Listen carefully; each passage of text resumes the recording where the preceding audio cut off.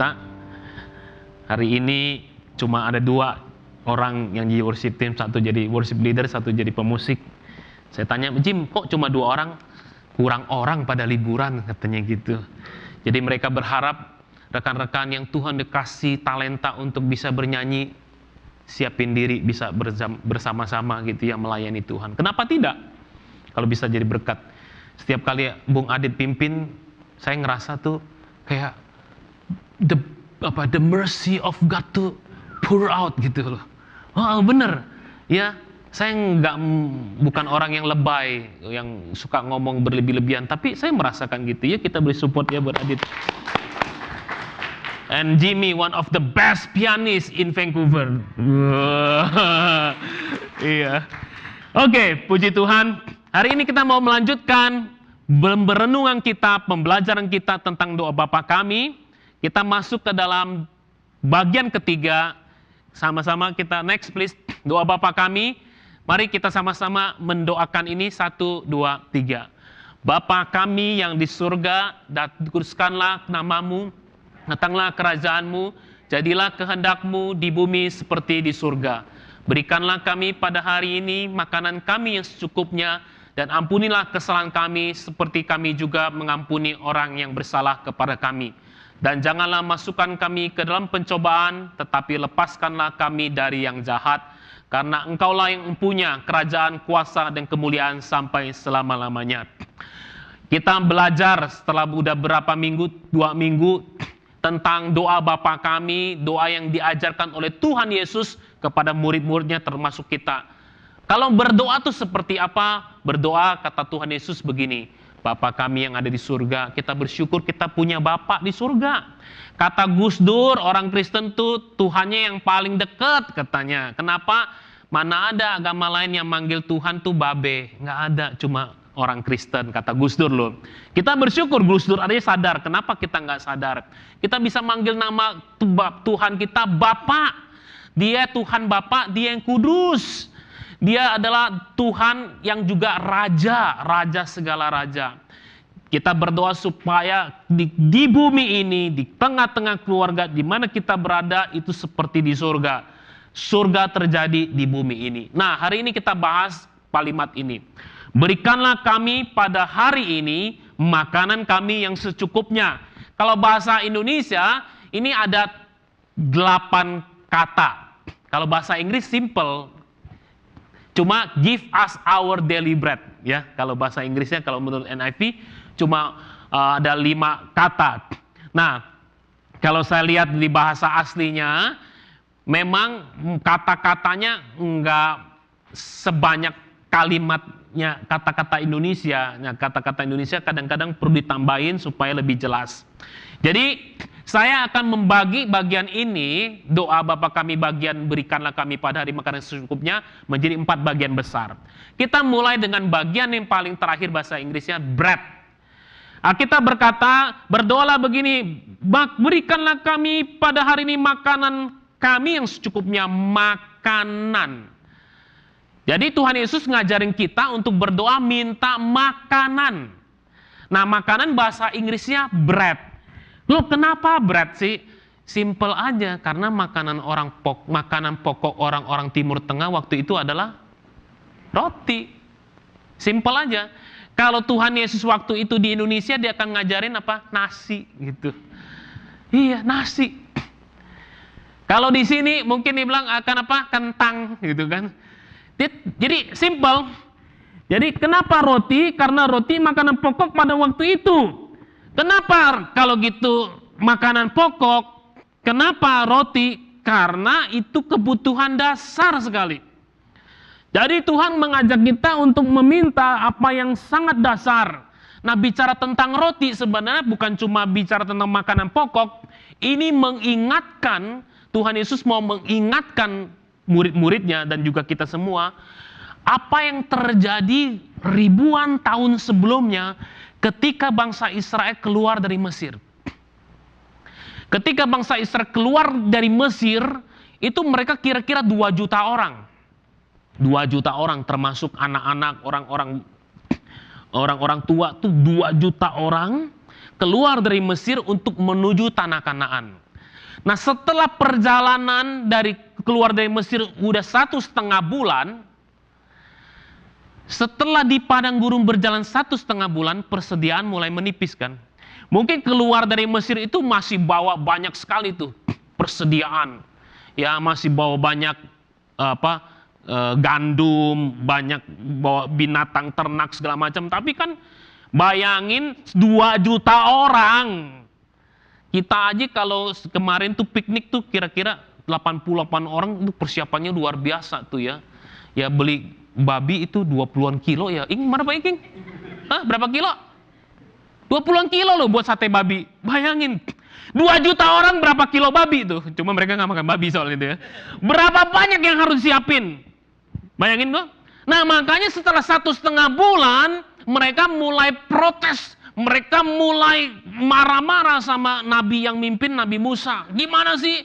Dan kemudian mereka mulai marah-marah sama Tuhan. Tuhan, salah nih pimpin kami keluar dari padang gurun. Kami di situ susah-susah bisa makan. Di sini kita bisa mati kelaparan. Akhirnya muncullah Keluaran 16. Mari kita buka. Next, Keluaran 16 ayat 11 sampai 24 kita lihat. Nah, ini cerita tentang roti nih. Keluaran 16 ayat 11 sampai 24. Kitab Keluaran, Kejadian, Keluaran, Exodus ya. Jadi setelah 1,5 bulan, mereka mulai kelaparan, mereka mulai menipis persediaan makanannya. Ini yang terjadi. Ayat 11 sampai 24. Kita akan baca bergantian. Saya akan bacakan ayat 11, saudara mohon ayat selanjutnya. Ayat 11. Lalu berfirmanlah Tuhan kepada Musa.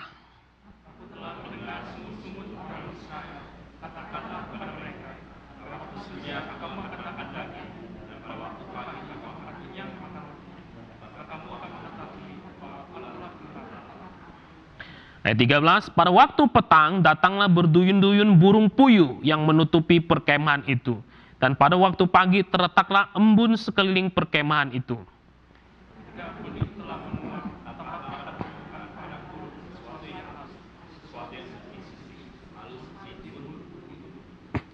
Ketika orang Israel melihatnya, berkatalah mereka seorang kepada yang lain, apakah ini? Sebab mereka tidak tahu apa itu. Tetapi Musa berkata kepada mereka, inilah roti yang diberikan Tuhan kepadamu menjadi makananmu.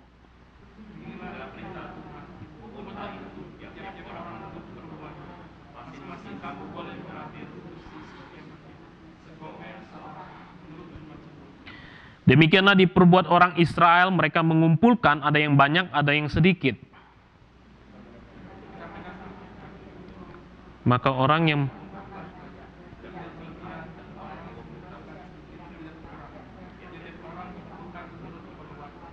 Musa berkata kepada mereka, seorang pun tidak boleh meninggalkan daripadanya sampai pagi.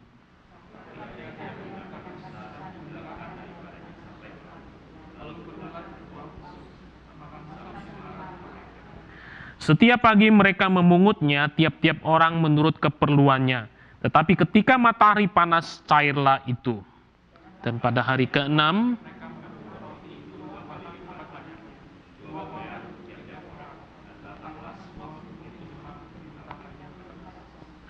lalu berkatalah Musa kepada mereka, inilah yang dimaksudkan Tuhan, besok adalah hari perhentian penuh Sabat yang kudus bagi Tuhan. Maka roti yang perlu kamu bakar, bakarlah. Dan apa yang perlu kamu masak, masaklah. Dan segala kelebihannya biarkanlah di tempatnya untuk disimpan sampai pagi.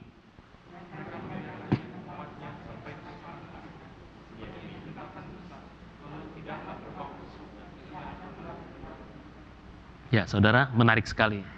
Setelah 1,5 bulan mereka berjalan di padang gurun dan mereka persediaan mulai menipis, akhirnya mereka bersungut-sungut, marah-marah, protes sama pemimpin, dan akhirnya marah juga sama Tuhan.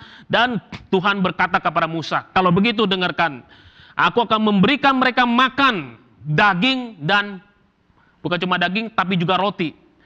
Terus Alkitab berkata, pada sore hari berduyun-duyun burung puyuh terbang menuju ke perkemahan bangsa Israel. Dan itulah yang akan menjadi makanan, menjadi daging dari bangsa Israel. Jadi burung puyuh mereka karena terbangnya terbang di sekeliling perkemahan, mereka tinggal tangkap dan makan. Dan pada pagi-pagi ketika mereka bangun, mereka lihat di sekeliling perkemahan ada embun-embun bening begitu. Saudara, kayak makan jali-jali gitu, jali-jali ya. Dia tahu ya, orang Jakarta sih bilang jali-jali, orang kalau di Jawa bilangnya apa saya nggak tahu tuh. Nah, jali-jali tuh kira-kira tuh kayak bening begitu. Jadi sebesar jali-jali gitu ya, satu-satu itu seperti embun yang beku begitu, dan itu menjadi gandumnya, menjadi berasnya orang Israel untuk dimakan. Tuhan sediain setiap pagi selama berapa lama? 40 tahun. Itu roti yang Tuhan sediain. 40 tahun buat berapa banyak orang makan? Buat 2 juta orang. Saya lihat survei daripada penduduk Greater Vancouver ini, Metro Vancouver ini, di tahun 2012 survei kira-kira 2,4 juta orang. Seluruh daerah Metro Vancouver. Bayangin seluruh orang di Metro Vancouver itu dulu adalah bangsa Israel. Itu makan tuh berapa banyak yang harus dimakan. Tapi Tuhan sediain. Tapi uniknya begini, Tuhan bilang, kamu boleh ambil setiap pagi makanan embun, mana ini disebut mana, roti itu kayak embun itu sebut mana, kamu boleh ambil, tapi ambil masak secukupnya, satu gomer itu kurang lebih 3,6 liter. Bayangin nggak kita makan nasi setiap orang 3,6 liter, bisa gendutnya kayak apa tuh? Artinya apa? Cukup, udah pasti cukup, sangat cukup setiap orang, 3,6 liter, cukup. 40 tahun setiap orang cukup, luar biasa kan? Nah, saudara, Tuhan mau bilang apa? Waktu Tuhan Yesus bilang berdoalah, berikanlah kami makanan pada hari, ingetin kejadian bangsa Israel di padang gurun. Bahwa Tuhan tuh setiap hari sediain roti. Nah, rotinya itu cuma bisa diambil terus dimasak. Kalau lebih, mengambilnya banyak karena pikir, wah nanti buat simpenan deh, buat cadangan. Kalau besok misalnya cuaca nggak bagus, nggak turun mana gimana, nah gitu kan? Ya kan? Ntar kalau misalnya Tuhan lagi ngambek gimana? Mungkin ada yang pikir gitu. Mereka mengambil banyak, Alkitab berkata nggak bisa, yang diambil banyak itu akan bau busuk kalau nggak berulat. Dan itu tuh 40 tahun loh. Jadi bangsa Israel kalau mau makan, tunggu besok pagi-pagi ngambil, masak sebuah sehari, nggak boleh sisa, sisanya pasti busuk.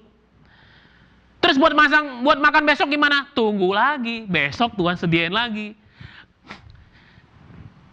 Masak sampai cukup seharian, terus besok makan gimana? Tunggu lagi, besok lagi.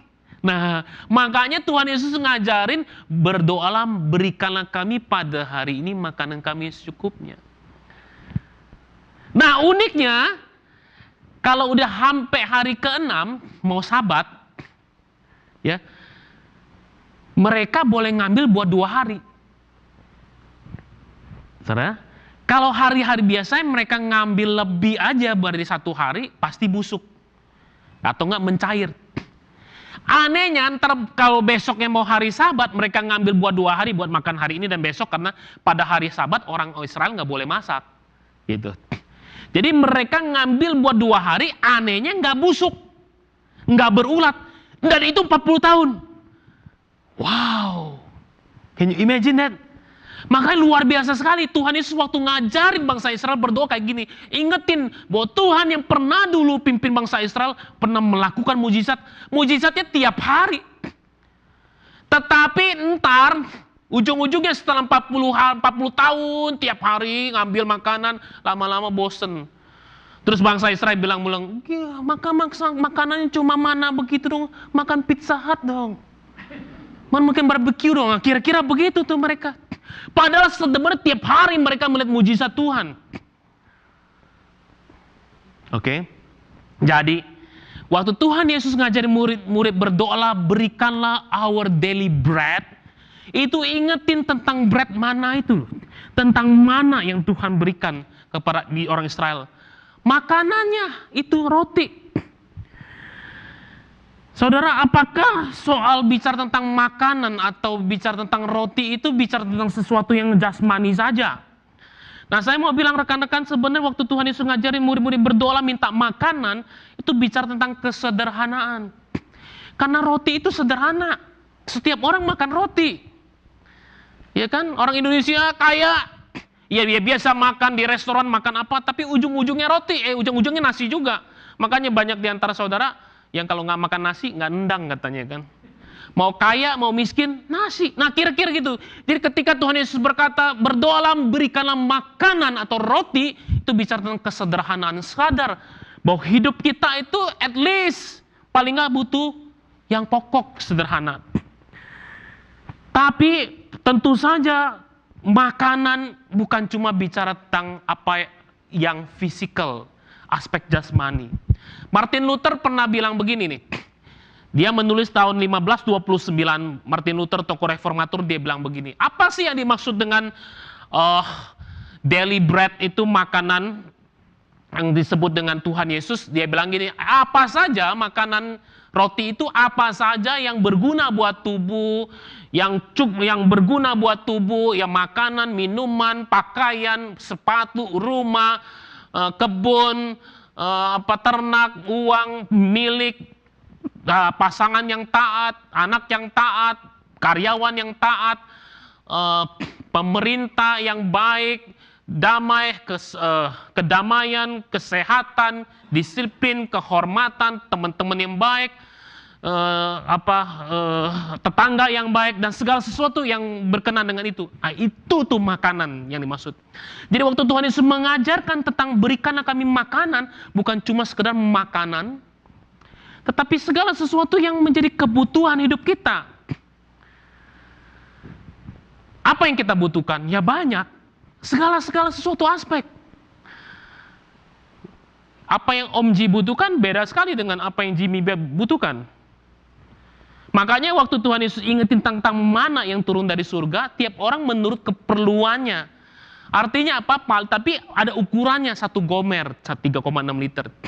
Orang yang gendut makannya lebih banyak, nggak apa-apa. Orang yang kurus makannya sedikit, nggak apa-apa. Tiap orang menurut keperluannya. Yang bujangan cari istri, kebutuhannya. Yang udah menikah, kebutuhannya bukan lagi istri, tapi istri yang nggak cerewet, nah misalnya begitu kan. Tiap orang menurut kebutuhannya, dan kita boleh memintanya sama Tuhan. Nah, cuma dalam hidupan ini, kita perlu bedakan antara kebutuhan dan keinginan. Keinginan nggak akan habis. Ya, keinginan tuh nggak akan habis. Tapi kebutuhan itu kita bisa berkata, iya itu saya butuh. Nah, waktu persiapan ini saya tuh jadi coba renungin hidup saya. Ini saya belum pernah ceritain ke majelis, ke siapa-siapa. Mungkin pernah sih saya ada sebut. Saya sekarang nyupir satu mobil Honda Civic 2003. Saudara yang pernah nyupir Honda Civic ya, tahun 2003 apalagi, itu kalau tanjakan, nggak naik-naik, apalagi rame gitu ya. Nggak naik-naik. Aduh, rasanya Tuhan, kalau bisa punya mobil yang lebih baru, lebih bagus, enak ya gitu ya. Ya. Jadi waktu kami survei itu sama Adit tuh ya, sama Liong waktu pergi ke Kawalek, ya, ayo Pak, si Jose bilang, ayo Pak, yuk kalahin mobilnya Om Liong. Saya bilang kemana bisa gitu, di Acura ini Civic gimana caranya gitu. Nggak bisa lah ditanyakan, nggak bisa. Di pinggir, ayo Pak, menang Pak. Tunggu kalau lagi turunan gitu ya. Nah saudara, terus saya bilang lagi, aduh enak ya kalau bisa pakai SUV ya, atau van. Ini dalam hati saya ceritain bahwa kebutuhan sama keinginan ini bicara ini real dalam kehidupan saya. Ya, wah bawa anaknya, wah car seat 2 aja udah banyak, mau bawa 1 orang aja susah.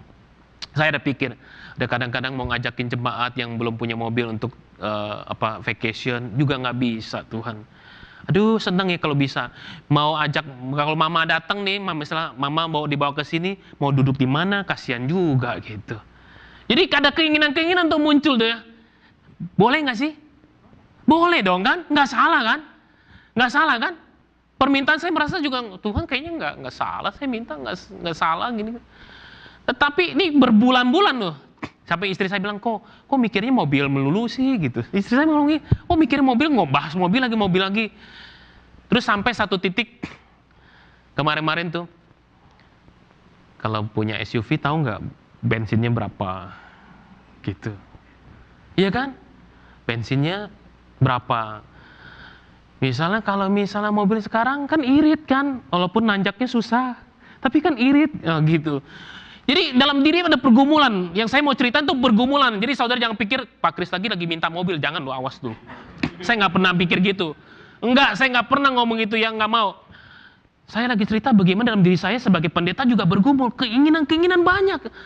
Ya, bensinnya gimana? Ntar bayarnya gimana? Ntar nanti insurannya jadi nambah. Iya bener juga. Jadi banyak hal. Saya tahu nggak sih yang saya minta sama Tuhan tuh apa? Saya sanggup nggak sih gitu? Sampai akhirnya kemarin-kemarin saya bilang, Tuhan udah gua rilis dah keinginan saya. Udah rilis. Ya Tuhan tahu terbaik lah gitu. Kalau saya sampai nanya, kalau misalnya pakai SUV, berapa sih bensin, berapa kali lipat gitu segala macam.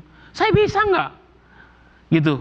Nah saudara, kita dalam hidup begitu banyak keinginan, tapi apakah itu benar-benar kebutuhan kita?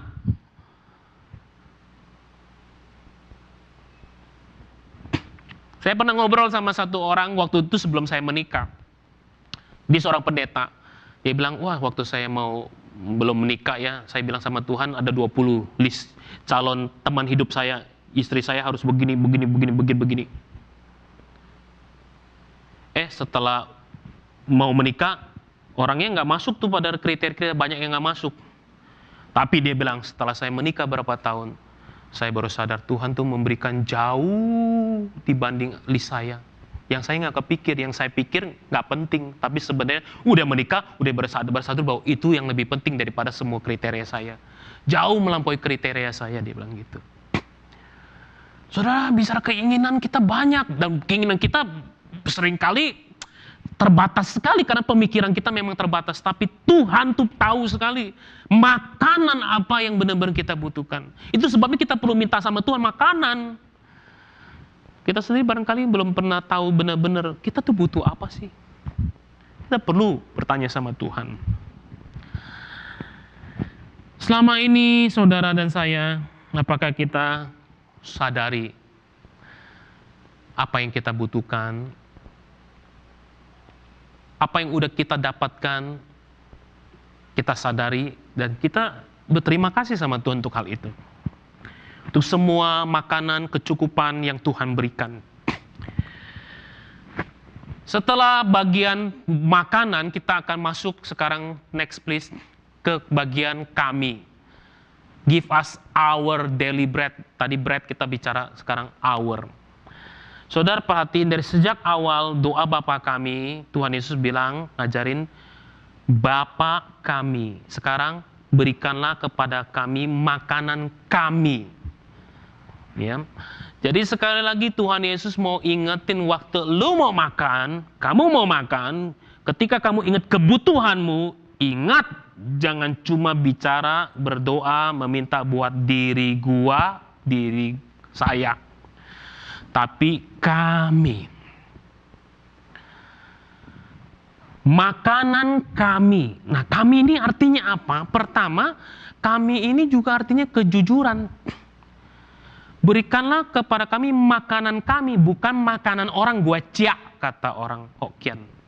Gua ciak tuh uangnya tuh, gua makan makanan orang lain dengan cara menipu, dengan cara nggak jujur. Tapi berikanlah kepada kami makanan kami, apa yang menjadi haknya kita, apa yang pantas. Jangan juga males nunggu dari orang, nggak mau berusaha. Makanya berdoa makanan kami.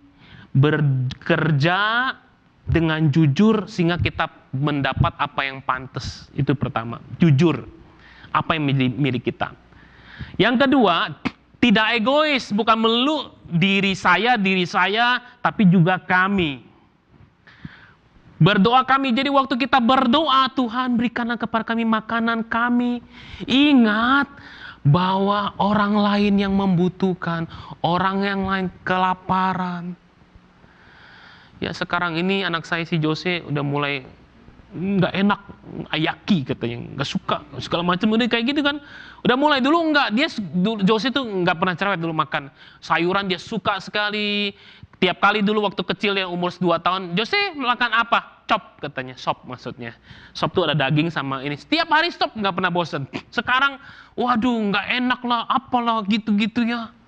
Saya ingetin Jose, tadi udah berdoa kan, bersyukur sama Tuhan.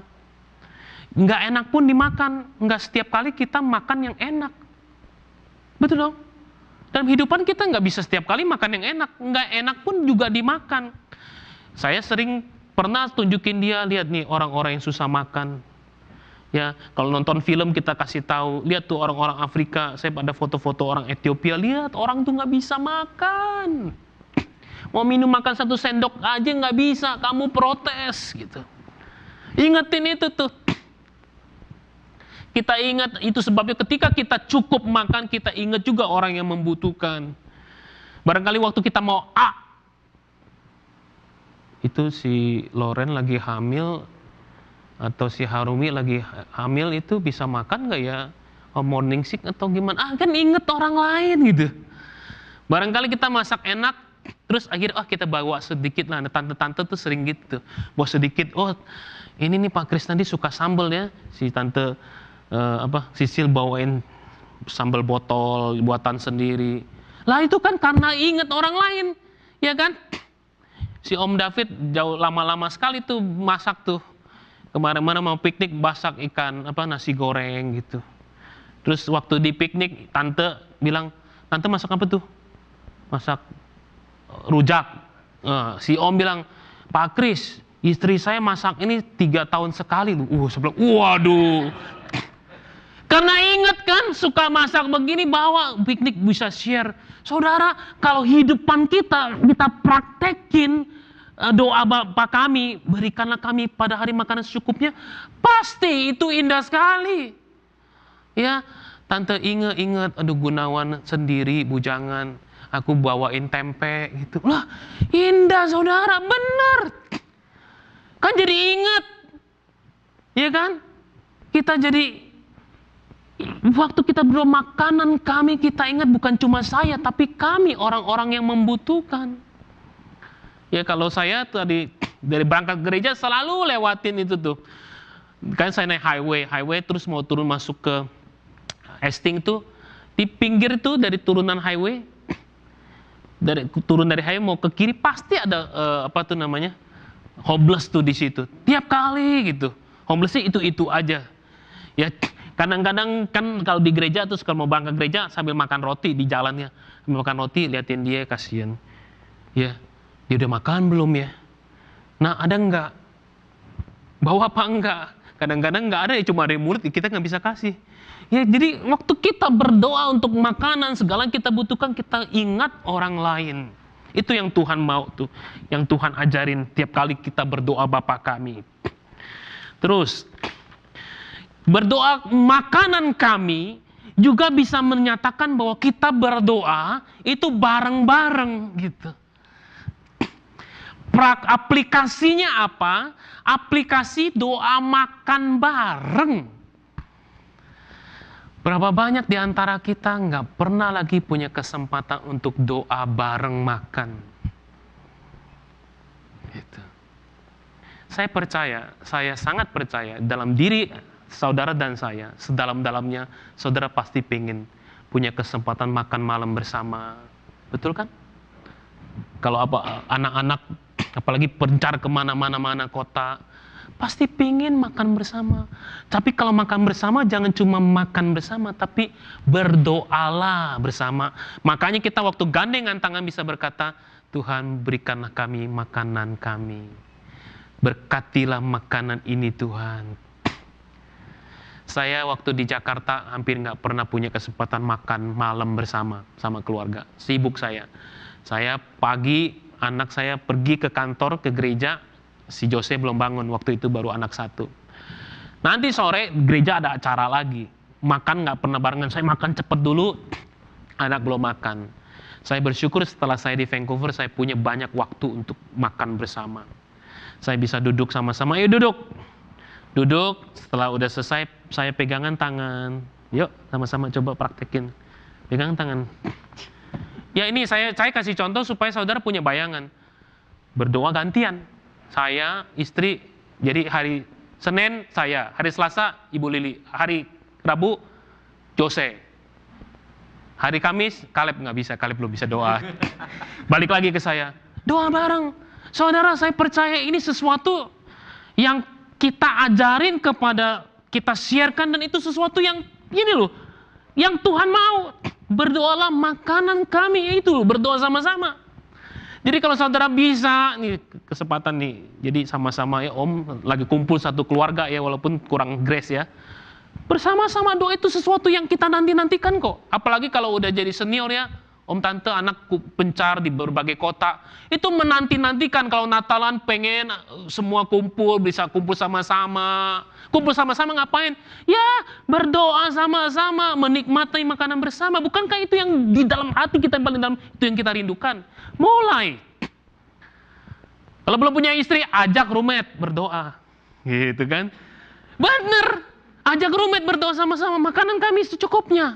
Yang pacaran, Fiona, berdoa bareng nggak makanan? Yuk makan yuk. Dia doa sendiri, gue doa sendiri. Belajar dari sekarang. Betul. Lalu kalau nggak pacaran isinya apa? Ya mulai mempersilahkan Tuhan hadir di tengah-tengah pacaran. Gitu kan?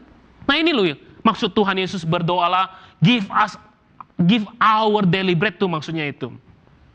Lanjut lagi. Kita sekarang masuk ke dalam bagian selanjutnya, next please, daily. Nah, kata daily ini kan bahasa Inggris cuma satu kata ya. Tapi bahasa Indonesia itu, berikanlah kami pada hari ini makanan kami yang secukupnya. Kok bisa sih? Nah karena gini, karena kata daily tiap-tiap hari itu sebenarnya artinya memang makanan yang secukupnya gitu. Jadi berikanlah kami makanan yang secukupnya. Nah, bahasa Indonesia diterjemahkan jadi pada hari ini makanan yang secukupnya. Jadi itu artinya sama. Nah Tuhan Yesus ngajarin kalau mau berdoa, berikanlah kami pada hari ini, give us our daily bread. Daily itu artinya apa? Ya tiap-tiap hari. Ingat cerita saya tentang bangsa Israel. Mereka dapat mana tiap-tiap hari. Nggak bisa simpen lebih banyak. Besok mau makan, tunggu besok pagi. Tuhan kasih lagi, turun dari surga, mana masak lagi.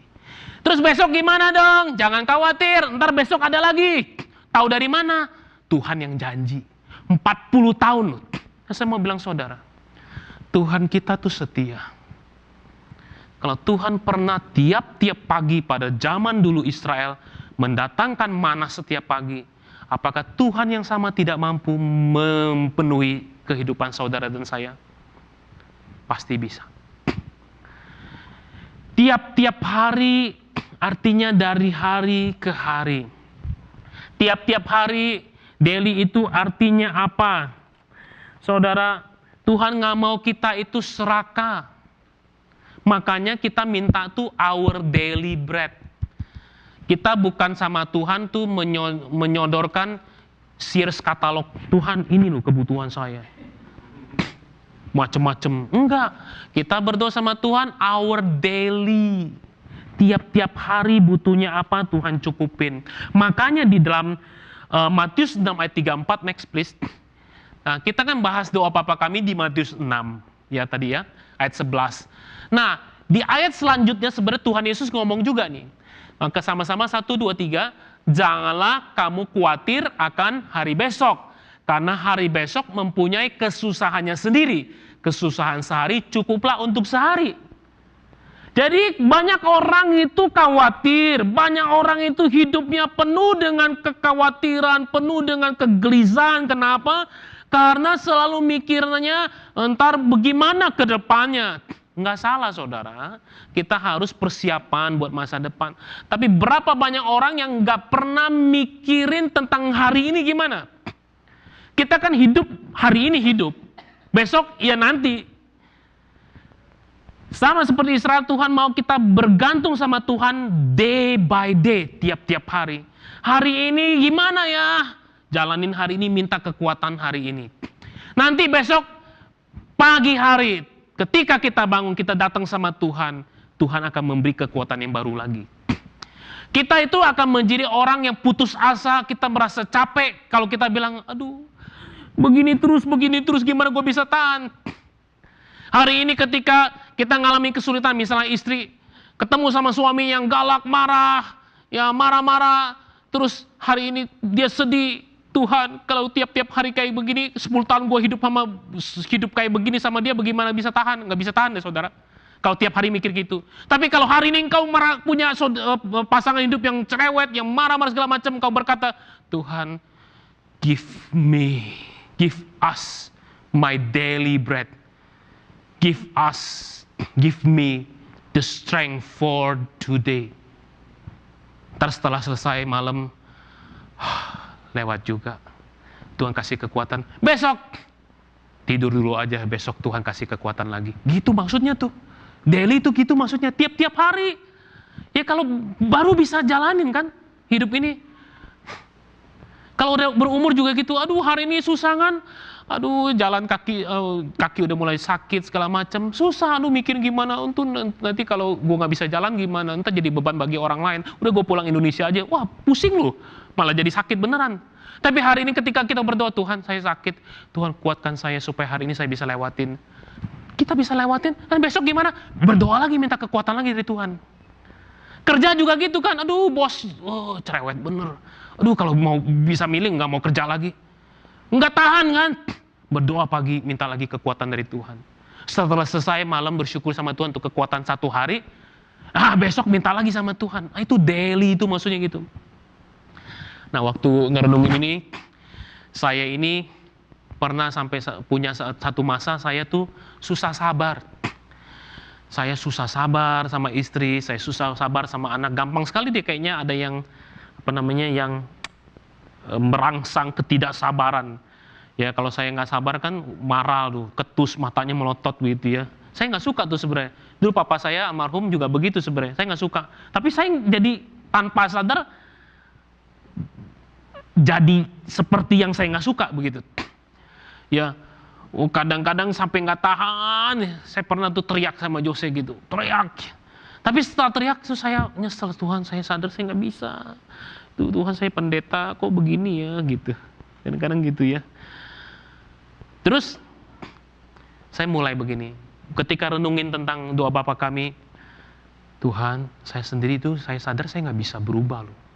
Saya sendiri nggak mampu untuk mengubah diri saya. Saya sendiri nggak bisa sabar loh. Waktu ngerenungin ini akhirnya saya berdoa gini, Tuhan. Jadi pagi hari saya mulai, berikanlah saya hari ini kesabaran buat hari ini gitu.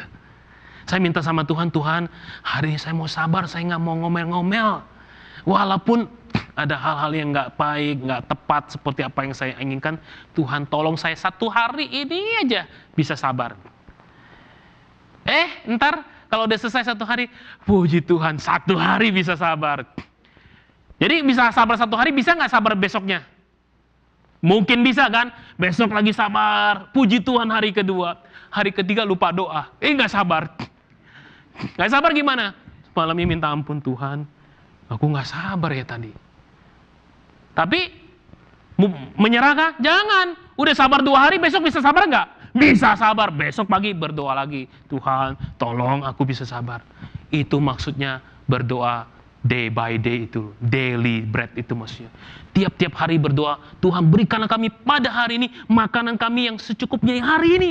Cukup Tuhan, kekuatan yang cukup. Andre baru kerja, ya kan? Susah nggak? Susah, nggak dianggap. Aduh, orang lain kalau salesman 1 bulan bisa 30 mobil kejual. Gua, 5 mobil udah syukur. Berdoa minta kekuatan dari Tuhan. Tiap hari. Aduh, ketemu customer yang cerewet segala macam. Berdoa pagi hari minta kekuatan dari Tuhan. Kuliah, belajar, susah, minta kekuatan tiap hari daripada Tuhan. Itu yang Tuhan Yesus ajarin kepada kita.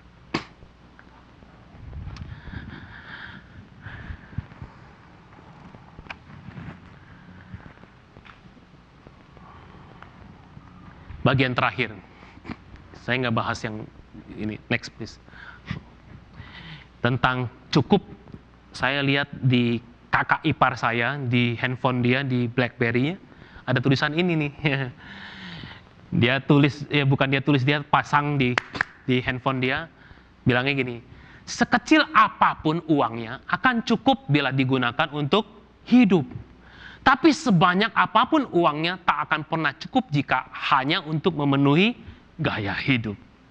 Betul ya saudara ya? Itulah yang maksudnya beda antara kebutuhan dan keinginan. Kalau saudara benar-benar butuh, Tuhan pasti kasih. Tapi kalau hidup kita selalu melulu gaya hidup, mau berapapun banyak nggak pernah cukup. Makanya ada yang jauh lebih tinggi daripada kaya raya. Ada status, ada kondisi yang jauh lebih tinggi daripada sekedar kaya raya, yaitu cukup. Orang yang sekaya apapun nggak akan pernah cukup, nggak akan pernah puas dalam hidupnya. Tapi orang yang cukup sekalipun dia makannya sangat ngirit, hidupnya akan sangat kaya.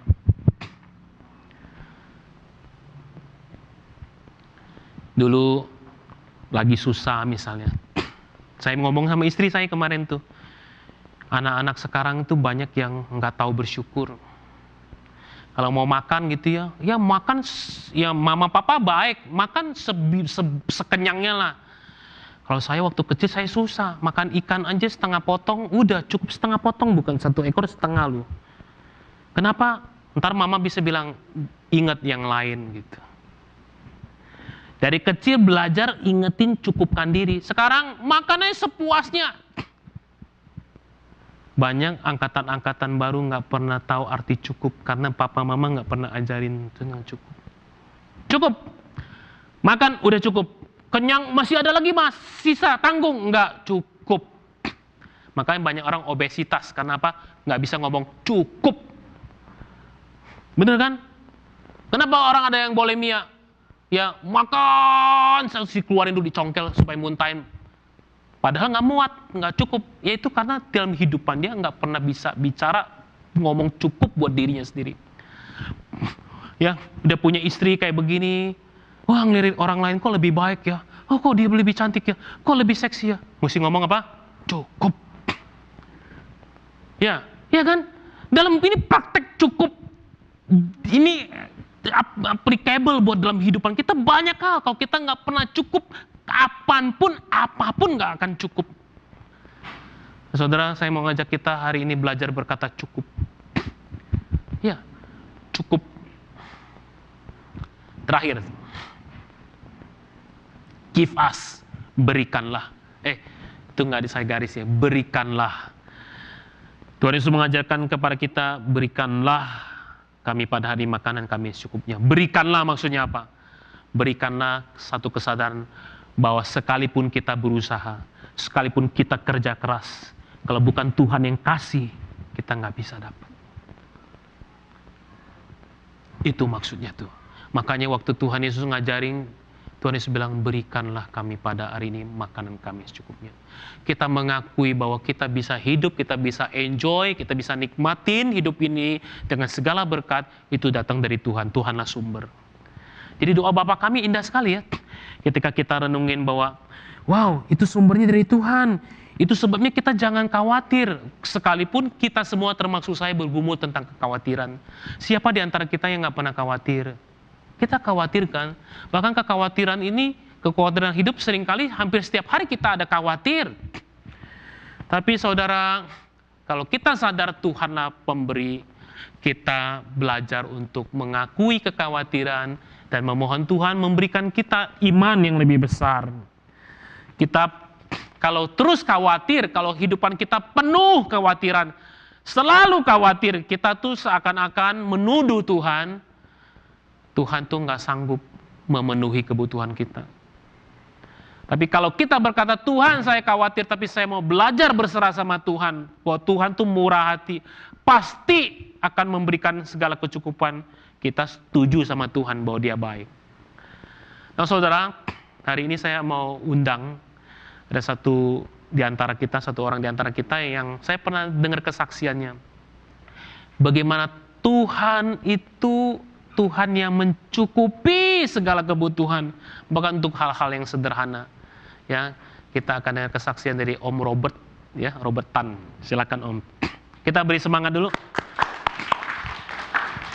Om Robert ini tinggalnya sebenarnya di Toronto.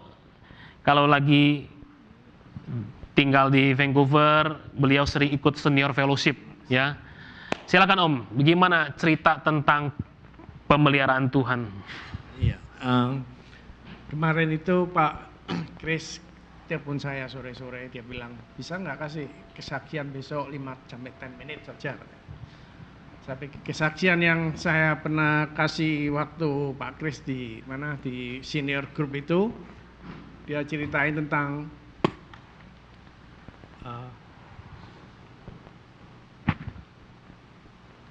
bagaimana Tuhan itu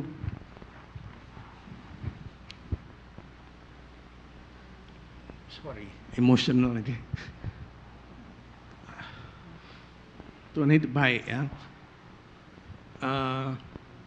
Biarpun perkara yang kecil, Tuhan itu masih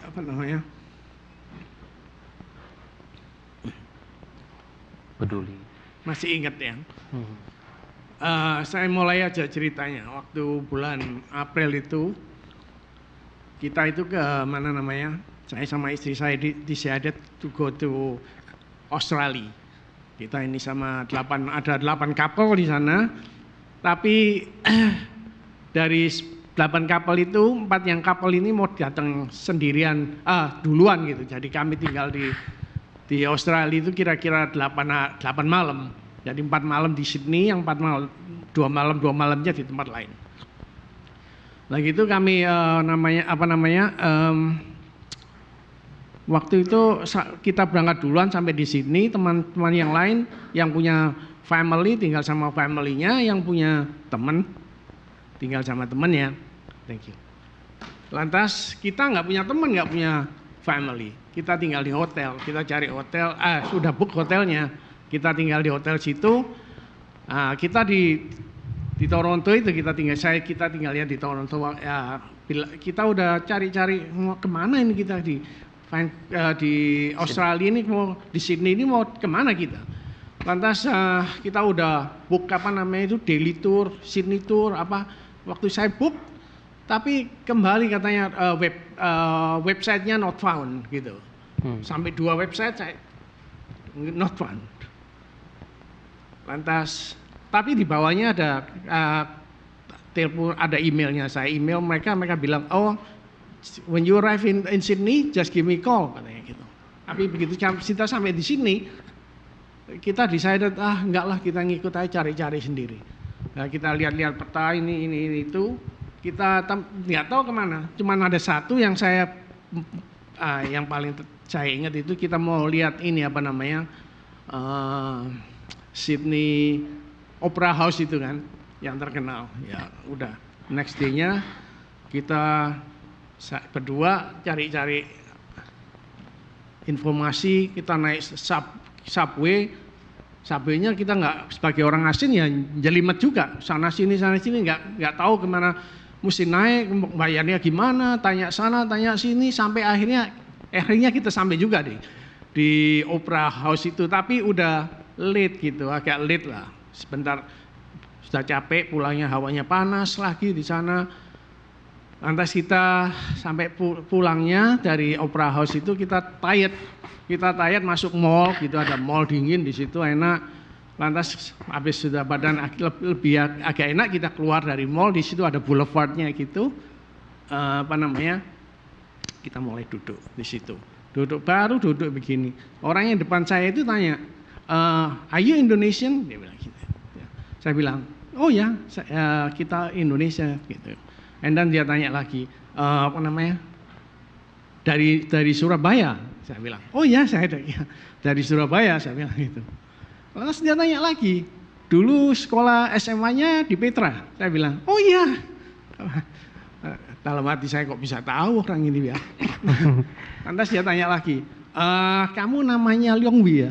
Oh iya benar. Saya dulu dipanggil Yongwi ya. Jadi saya itu jadi heran gitu ya. Saya ingat-ingat siapa dia ini, saya nggak ingat-ingat gitu. Lantas dia bilang, lantas dia ceritain teman si A sekarang di mana, si B di mana, si C, and so on ya. Lantas dia bilang gini, besok mau kemana? Dia bilang, maunya nggak tahu mau kemana, kita mesti cari-cari. Oke, I'll come to you. Dia bilang, saya datang ke tempat kamu, saya ajak kamu keluar gitu. Nah itu the next day-nya pagi-pagi dia bilang, dia bilang saya akan datang pagi besok. Lantas dia datang ke tempat hotel saya, kita diajak kemana-mana. Dalam satu hari itu, ya kita itu ke seluruh Sydney itu penuh udah tahun mana-mana sampai ke Chinatown makan ini itu ya. Nah itu saya bilang, ini maksud saya itu bukan ceritanya, tapi Tuhan itu begitu care sampai dia itu, biarpun saya tadinya ngomel sama Melan, seandainya kita ini punya teman atau family lebih enak cepat daripada kita cuma sendiri aja ke sana sini, tapi cuma kita bisa jalan satu tempat. Jadi bukan ceritanya, tapi bagaimana Tuhan itu care pada kita ya. Jadi Tuhan itu dengar. Nah yang kedua ini, kesaksian saya ini lebih lucu lagi. Saya waktu mau berangkat itu satu minggu sebelumnya, saya bilang sama saya kirim di WhatsApp itu teman-teman yang kita mau pergi itu, saya kasih fotonya itu cop-copannya yang di sana itu lain. Kalau di sini kan gini kan, kalau di sana itu gini. Jadi don't forget listrik ya. Colokan listrik. Don't forget to bring ini, saya bilang itu. Maksud saya supaya ada yang beli gitu ya. Jadi soalnya dari pengalaman yang lalu itu banyak mereka itu nanti kita yang bawa satu orang, yang lainnya pinjam semua, carinya susah gitu. Kalau kita perlu mesti telepon sana, dipinjam ini, dipinjam itu, dipinjam susah. Pinjamnya mereka datang ke tempat kami, tapi kembaliinnya kita yang cariin di mana-mana. Jadi saya pakai gitu, saya kirim itu.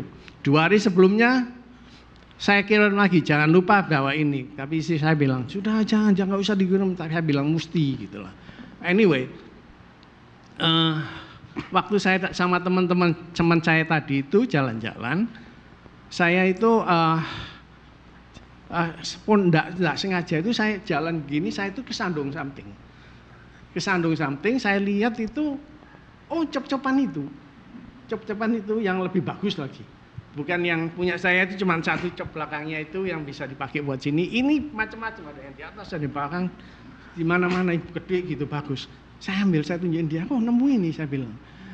Lah itu the next day-nya benar, kita kan ke tempat kota lain di Sydney itu, benar juga ada yang nggak bawa, pinjam saya, tapi udah nggak frustrating saya karena Tuhan sudah sediain itu. Kadang-kadang saya tanya, kenapa Tuhan nggak sandung saya uang atau cellphone gitu misalnya? Enggak, tapi Tuhan tahu apa yang saya perlukan itu, yaitu yang nggak berharga tapi berguna gitulah. Nah itu maksud saya itu Tuhan itu take care of us ya. He knows apa yang kita perlukan itu, biarpun itu cuman something yang sepele ya, yang kita nggak pernah pikir, but God is good. Thank you for listening. Semoga ini bisa berguna buat saudara-saudara. Terima kasih Om. Ya ini contoh dari hal-hal yang luar biasa Tuhan provide ya. Tuhan peduli atau colokan listrik, Tuhan peduli akan banyak hal gitu. Itulah sebabnya kita bisa berdoa, berikanlah kami pada hari ini makanan kami yang secukupnya. Tuhan peduli kok. Nah hari ini saya mau ngajak kita mulai.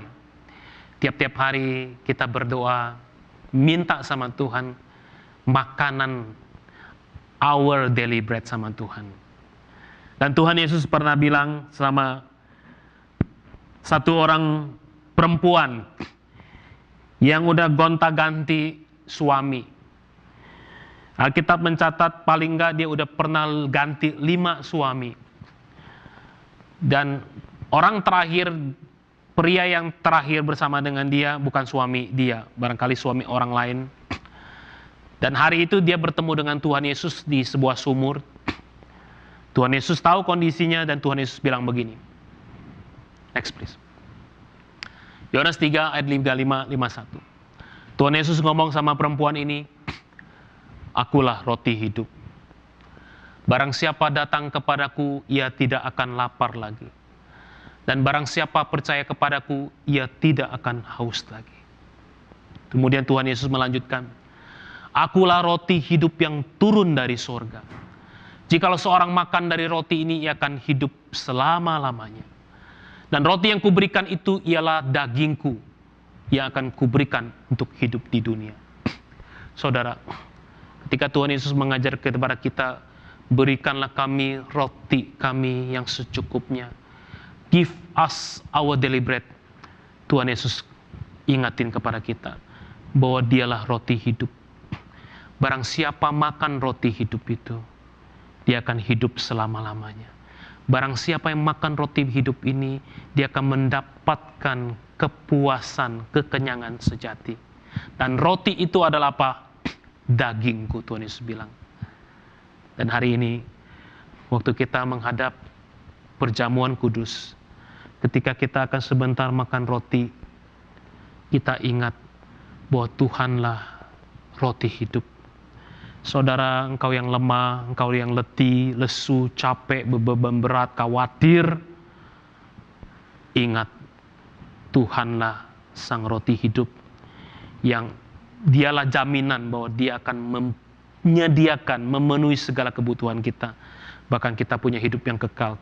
Saudara yang berduka, ya, dalam kedukaan, kita bersyukur dalam Tuhan Yesus kita bisa hidup selama-lamanya. Ada kehidupan setelah kematian di dalam Tuhan Yesus. Saudara, hari ini engkau capek, engkau lelah, engkau berusaha sekuat tenaga, kerja keras, cari cinta. Yang engkau dapatin adalah kecewa. Hari ini, datanglah kepada Tuhan Yesus. Minta kepada Dia roti setiap hari, kekuatan, dan biarlah Yesus menjadi roti hidup sehingga saudara benar-benar bisa mengalami kepuasan sejati. Mari kita berdoa.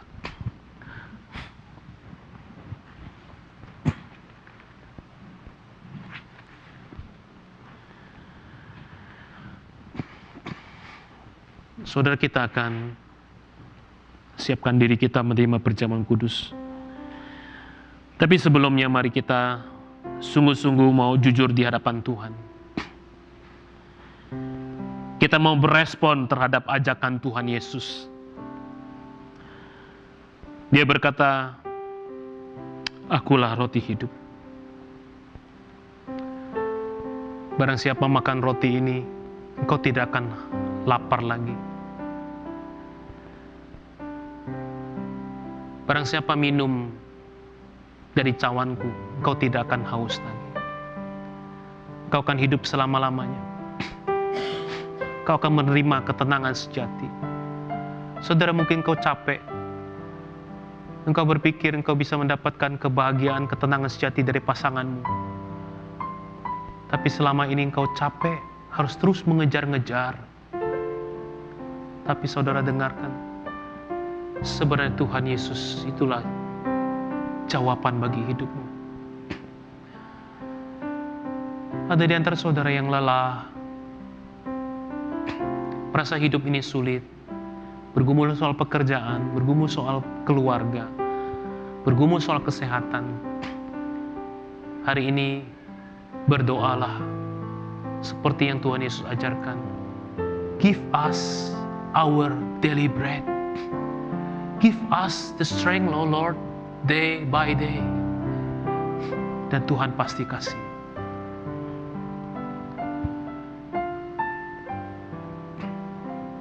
Silakan saudara dan saya datang sama Tuhan. Ceritakan segala apa yang kita alami saat ini, segala yang kita rasakan. Aku berdoa supaya terimalah kekuatan yang baru dari Tuhan.